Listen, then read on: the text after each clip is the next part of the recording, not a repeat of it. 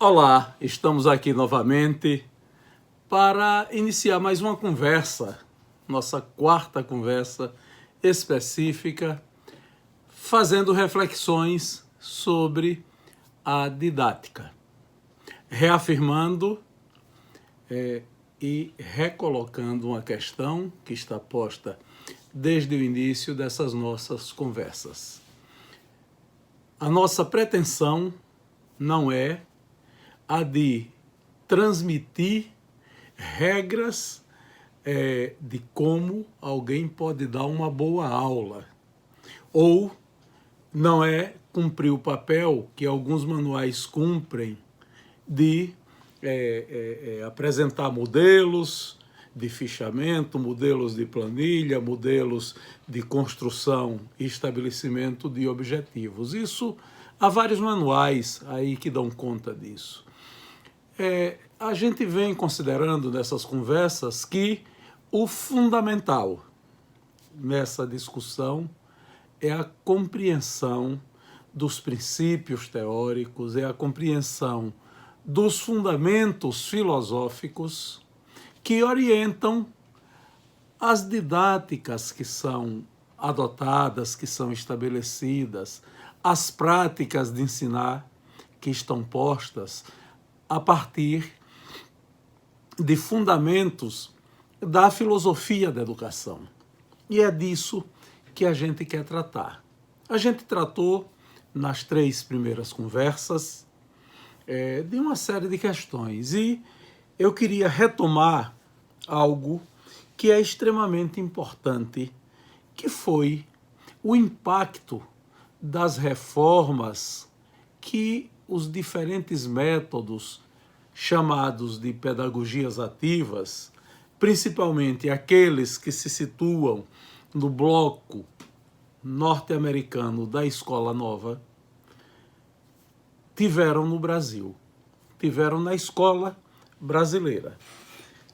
As reformas da Escola Nova no Brasil foram sentidas de diversos modos, de diversas maneiras, e por um longo período, ao longo de toda a primeira metade do século XX. A partir das 2 primeiras décadas, a gente começou a perceber os influxos da pedagogia americana com muita força dentro do chamado movimento que iria se afirmar sob o rótulo de Escola Nova. Coisas comezinhas, como a introdução, por exemplo, do ensino de ginástica nas escolas primárias brasileiras a partir de 1917, em nome da necessidade do revigoramento da saúde corporal, ou seja, em nome do debate higienista que dominava o cenário das primeiras décadas do século XX. Em nome da necessidade de equilibrar a atenção dos estudantes, se propõe o ensino de ginástica a partir de 1917, ensino que é regulamentado em 1926. Ou um outro processo que a gente também vive nas primeiras décadas do século XX, que é o processo que resultou na substituição da língua francesa pela língua inglesa como sendo a principal língua estrangeira ensinada em nossas escolas. O ensino da língua inglesa, regulamentado por Francisco Campos em 1931. Inclusive estabelecendo o método que deveria ser adotado, as técnicas da didática que deveria ser assumida. Ao regulamentar o ensino do inglês, Francisco Campos definiu, né, que deveria ser aplicado o método direto indutivo, que foi oficializado como o método mais adequado para o ensino da língua inglesa. Deveria se assumir o sistema fonético estrangeiro a leitura de textos fonética e ortograficamente escritos em língua estrangeira, né? É isso que define a regulamentação estabelecida em 31 por Francisco Campos, no que diz respeito ao ensino da língua inglesa. Ou seja, em outras palavras, o ensino da língua estrangeira na própria língua estrangeira.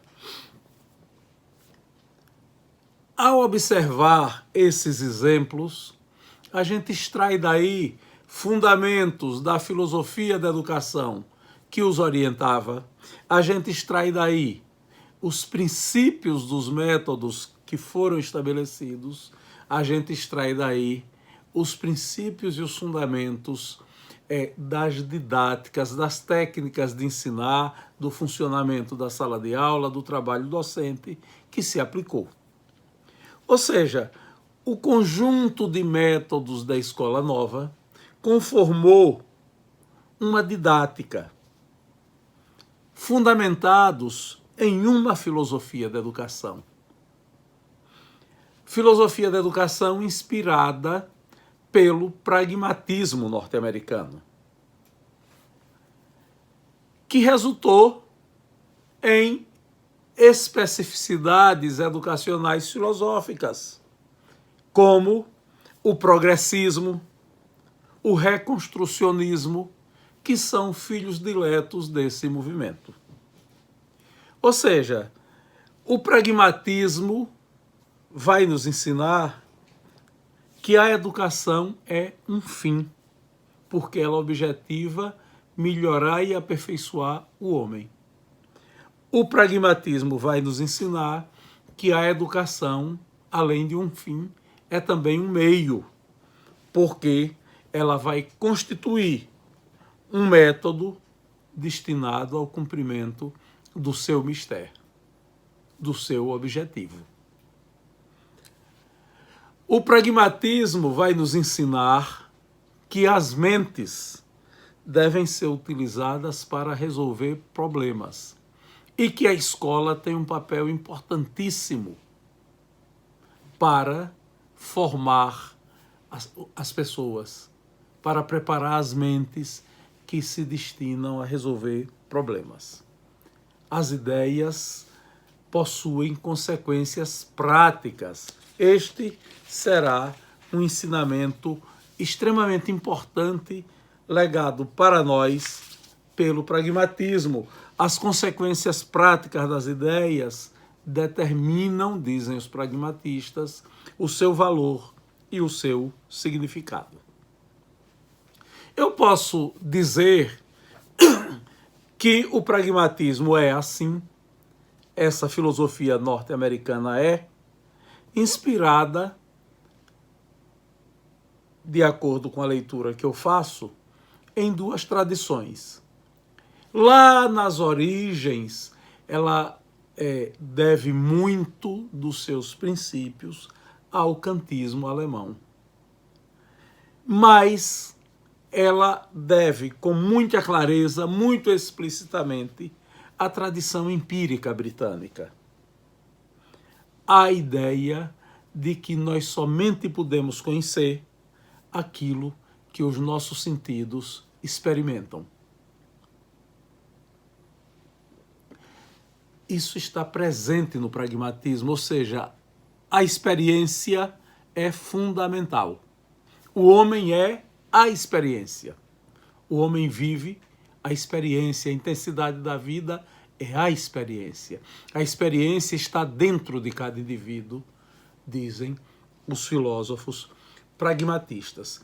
E há três desses filósofos que são fundamentalmente importantes para o debate educacional. Três norte-americanos que deram forma a esta filosofia, permitiram que esta filosofia chegasse até nós, permitiram que nós tivéssemos acesso a esta filosofia. Estou fazendo referência a três nomes aos quais a pedagogia norte-americana, o movimento da Escola Nova, muito deve. Estou me referindo especificamente a Charles Sanders Peirce, estou me referindo especificamente a William James, este também, sob a ótica da minha leitura, o maior de todos do ponto de vista do estabelecimento dos fundamentos da pedagogia pragmatista e da conformação de uma filosofia, de um modo de pensar que vai se explicitar na forma como a sociedade norte-americana se organiza.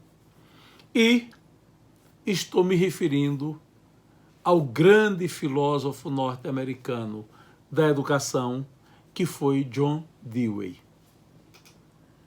Ora, são os três mais importantes pragmatistas norte-americanos que estabelecem os fundamentos do pragmatismo, estabelecem a leitura que é possível se fazer da educação a partir da filosofia pragmatista. E isso tem desdobramentos profundos no debate sobre os métodos, isso tem desdobramentos profundos quando nós pensamos na didática. Eles estabelecem os fundamentos do pragmatismo norte-americano, eles têm também divergências do ponto de vista filosófico quanto aos métodos que defendem, tem também divergências do ponto de vista filosófico quanto às conclusões às quais chegaram. Se eu pensar o pragmatismo de Charles Sanders Peirce, por exemplo, eu vou ver que ele é muito influenciado pelo pensamento da física, muito influenciado pelas ideias da matemática. Isso é uma marca do pensamento de Peirce. Ele apanha muito dos seus princípios, dos seus fundamentos, a partir do pensamento da física e da matemática, para ver os fundamentos da filosofia pragmatista. John Dewey nos traz um pragmatismo que vem carregado com um fortíssimo aporte das ciências sociais, um fortíssimo aporte da biologia. E William James é o filósofo que vai pensar a vida, vai pensar a sociedade, vai pensar o indivíduo, o homem, a partir dos elementos da psicologia, a partir de elementos religiosos. James vai contribuir muito com a sua filosofia pragmatista para explicar a religião como fenômeno social, para explicar o processo das religiões, para explicar o fenômeno da fé que embala os homens, para explicar a necessidade que o homem tem de ter fé, para buscar uma explicação filosófica a esse tipo de fenômeno. Isso estará presente de modo muito forte no pensamento da filosofia de William James. A filosofia de William James vai ser marcada por isso. Todavia, o pensamento de James, o pensamento de Dewey, o pensamento de Charles Sanders Peirce é extremamente importante se nós queremos entender a pedagogia que a sociedade norte-americana estabeleceu no início do século XX, a chamada Escola Nova, e que encantou o mundo. e que fez com que o mundo se desse conta de que era possível ter um pensamento pedagógico diferente e vigoroso, nascido na América do Norte, né? E que contagiasse e contaminasse todos os pedagogos do planeta. No Brasil, o uso dos métodos da Escola Nova provocou muitas reações.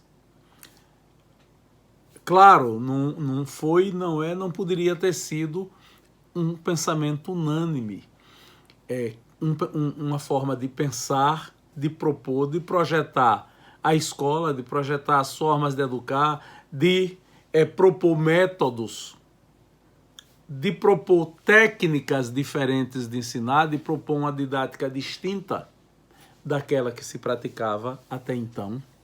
Não poderia chegar de maneira unânime. E não chegou. O método da Escola Nova, o uso dos seus métodos, provocou muita reação. Algumas delas muito visíveis nas primeiras décadas do século XX. Eu quero exemplificar com o sertão da Bahia. Os pedagogos norte-americanos, protestantes, presbiterianos, que vieram para o Brasil evangelizar, têm muita responsabilidade na difusão do pensamento da Escola Nova. Se embrenharam pelos sertões do Brasil no início do século XX e se estabeleceram, dentre outros lugares, no sertão da Bahia, na Chapada Diamantina. Na Chapada Diamantina fundaram uma instituição em torno da qual se estabeleceu um município.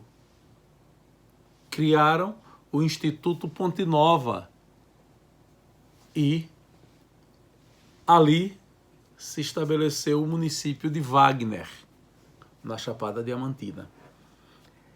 Enfrentaram reclamações porque criaram o Instituto Ponte Nova em plena Chapada, naqueles sertões, abriram uma escola de excelência e criaram a possibilidade de formação de qualidade para as pessoas que viviam nos sertões baianos. Mas isso não foi algo pacífico. Eles enfrentaram reclamações contra os métodos de ensinar que empregavam. A população reagia ao fato da escola dos presbiterianos, da escola dos protestantes, que era uma escola extremamente qualificada, desde os cuidados com as instalações físicas até os cuidados com a metodologia, com a didática, com o material didático utilizado, mas a população, as autoridades locais, as pessoas influentes reclamavam que a escola não ensinava através daquilo que a crença do início do século entendia ser, né, na primeira metade do século XX, o melhor caminho para aprender a ler, que era ensinar a cartilha do ABC, que era ensinar a soletração do beabá. Não se aceitava que o ensino, que a aprendizagem da leitura se desse através do ensino de palavras concretas. Os métodos das primeiras lições de coisas que muitos desses missionários norte-americanos trouxeram para o Brasil eram heréticos ao olhar da população. A população não aceitava que seus filhos fossem levados a aprender a ler por aquele caminho. Era coisa de protestantes. Ou seja, foi um debate educacional que se estabeleceu, efervescente em todo o Brasil, nas primeiras décadas do século XX, e que esteve presente não apenas nos grandes centros, esteve presente em todos os rincões brasileiros. A preocupação da população com o método de aprender, a preocupação da população com a didática, com a forma como o professor atuava em sala de aula.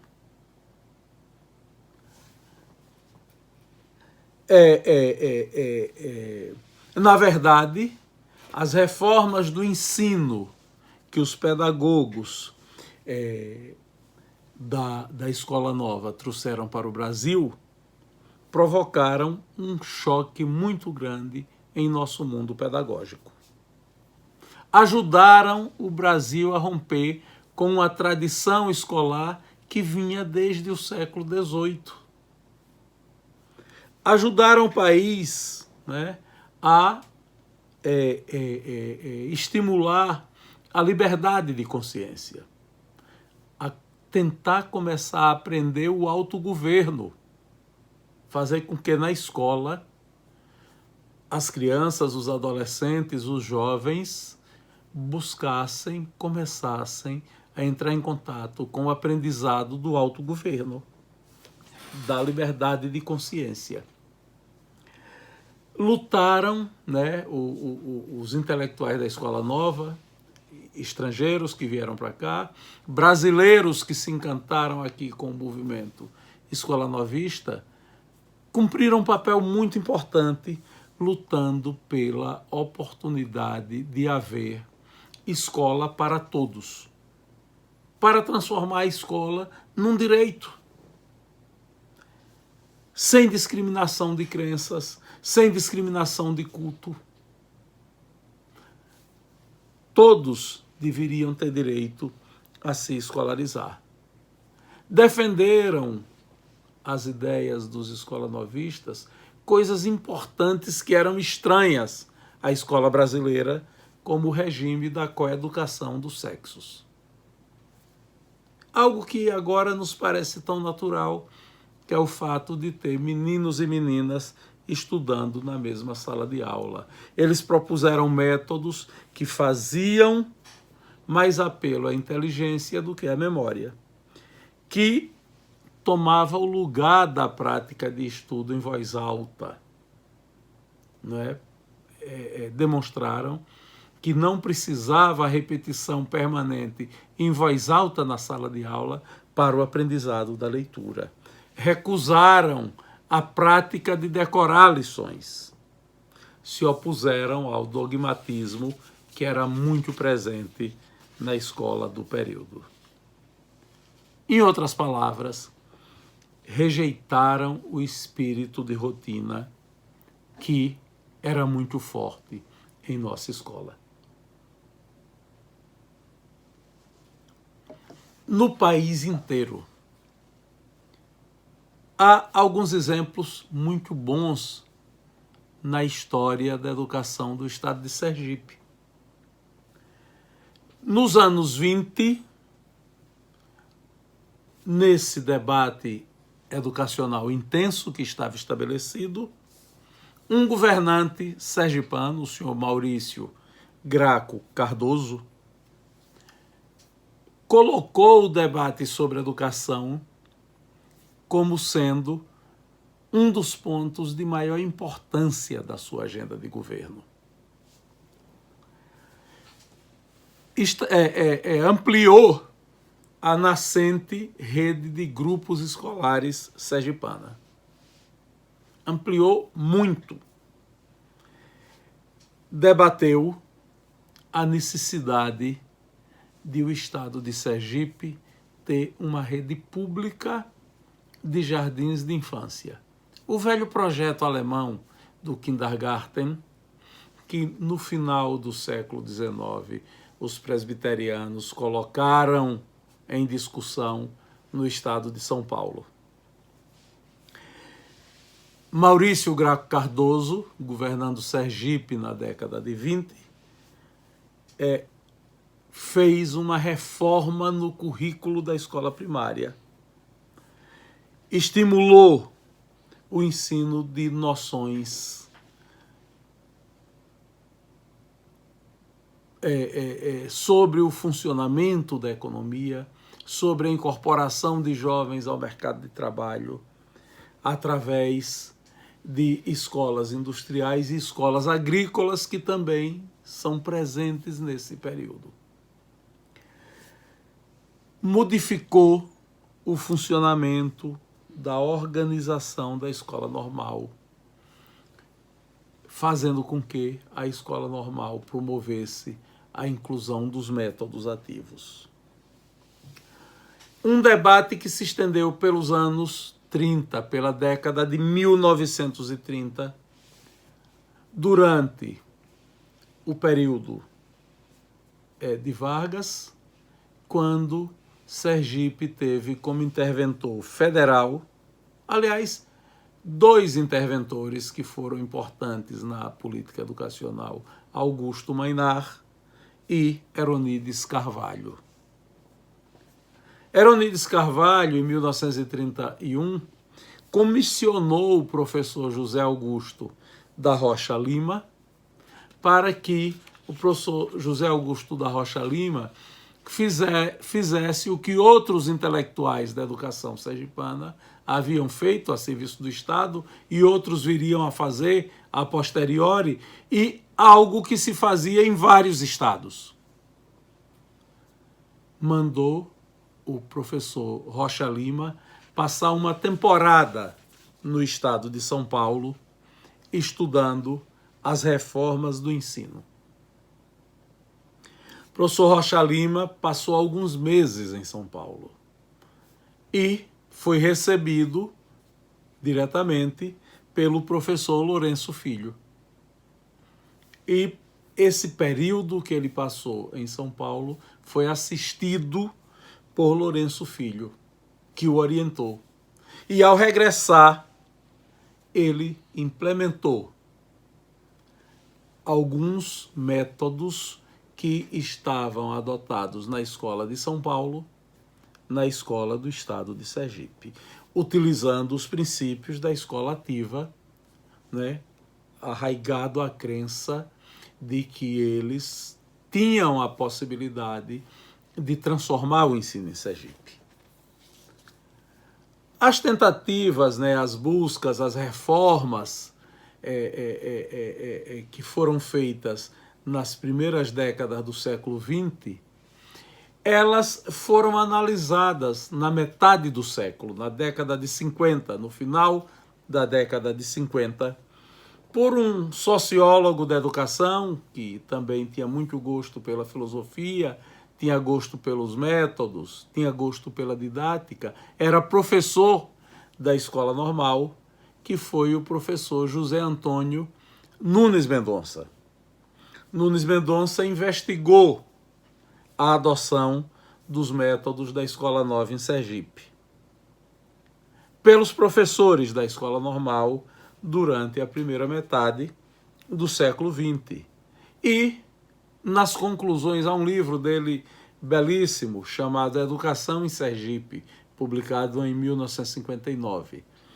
Nas conclusões, ele diz que houve uma resistência muito grande por parte dos professores à implantação dos métodos, a alterações na prática de ensinar, a aceitação de uma didática diferenciada, de um novo projeto de didática. Ele entrevistou 83 professores de grupos escolares. Entrevistou professores da escola normal. E a maior parte dos professores declarou a Nunes Mendonça nesta pesquisa. Aliás, uma pesquisa que ele fez, inclusive, sob a coordenação de Anísio Teixeira, que à época dirigia o INEP. E a maior parte dos professores pesquisados por Nunes Mendonça declarou que não assumiu os métodos ativos e que continuou trabalhando como sempre trabalhou por falta de orientação, e outros que conheceram os métodos e acharam que não havia necessidade de mudar as suas práticas, de mudar a sua didática, de mudar os métodos com os quais trabalhavam até então. Nunes Mendonça fez uma conclusão fantástica. Ele concluiu que os grupos escolares sergipanos nunca assumiram de modo efetivo as propostas de ensino, ou seja, de mudança didática, as propostas de alteração metodológica que os porta-vozes da Escola Nova fizeram. Nunes Mendonça diz textualmente o seguinte: planejadas para um programa intelectualista, para o tipo de escola de ouvir ou escola sentada, os grupos escolares do Estado, em sua maioria, não possuem condições de favorecer o ensino ativo. Nunes Mendonça dizia: aqueles edifícios modernos, pomposos, aqueles palácios da educação que impressionaram tanto a sociedade, foram construídos sob uma concepção arquitetônica que não favorece os métodos ativos. São escolas para que as pessoas fiquem sentadas. A crítica que Nunes Mendonça fez. Veja uma coisa, a segunda metade do século XX conheceu um revigoramento significativo das pedagogias diretivas, dos métodos diretivos, e promoveu mudanças na didática, nas técnicas adotadas. Tanto é que o principal intelectual da educação norte-americano, a partir da metade do século, a influenciar vários outros países, foi o professor Benjamin Bloom. Foi a didática de Bloom. Bloom, que estabeleceu uma taxonomia dos objetivos educacionais, definiu os verbos que podiam ser usados, definiu quais as técnicas que o professor poderia aplicar, dominou efetivamente o debate das pedagogias diretivas a partir da década de 60. Com um discurso bem fundado na psicologia, Bloom ajuda a revigorar as pedagogias diretivas desse período. Vai contribuir bastante para uma coisa a que se critica, no meu entendimento, com uma crítica que precisa ainda ser refinada, não obstante já se fazer há muito tempo, que se costuma chamar de tecnicismo.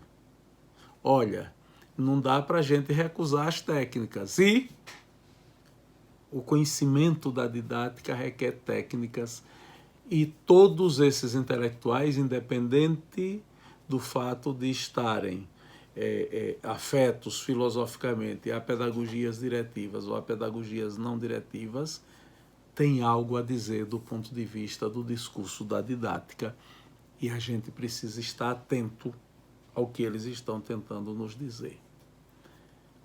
No final do século XX, o cenário, o ambiente, encontrou,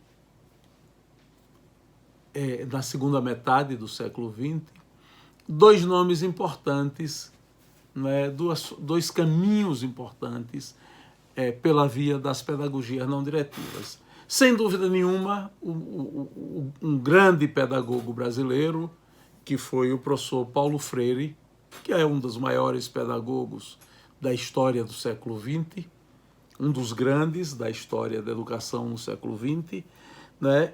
O professor Paulo Freire, com o seu projeto educacional, com a sua filosofia, exerceu uma enorme influência no campo das pedagogias não diretivas da segunda metade do século XX, e continua a ser um pensamento pedagógico influente nos dias atuais.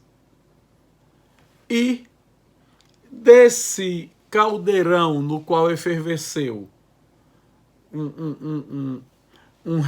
uma ressurreição das pedagogias diretivas pelo caminho da psicologia da educação, pelo caminho do discurso de Benjamin Bloom, pelo caminho que a didática tomou por aí, Mas pensamentos como as propostas que Paulo Freire esboçou, nós vimos crescer, fermentar e se colocar com influência muito grande no cenário das últimas décadas do século XX, o construtivismo pedagógico, que assumiu, né, o discurso, a direção do discurso do método em educação, que deu luzes à didática nas últimas décadas do século XX, principalmente nos últimos 20 e 30 anos do século, e que colocou em relevo a memorização compreensiva, colocou em relevo a funcionalidade do conhecimento, colocou em relevo a aprendizagem significativa. Foi este o ambiente que se viveu na segunda metade do século XX, mas que requer um refinamento compreensivo, verticalizado de várias dessas questões que a gente levantou aqui e que a gente pretende voltar a elas. Pretende voltar a discutir essas questões, pretende ter novas conversas, fazendo reflexões sobre a didática, fazendo reflexões sobre o método, fazendo reflexões sobre essas possibilidades de ensinar e aprender que foram estabelecidas na escola. Eu quero agradecer a você que teve paciência de ouvir mais esta conversa, mais esse conjunto de reflexões a respeito da didática e dizer que a gente volta para conversar mais sobre esse tema. Muito obrigado.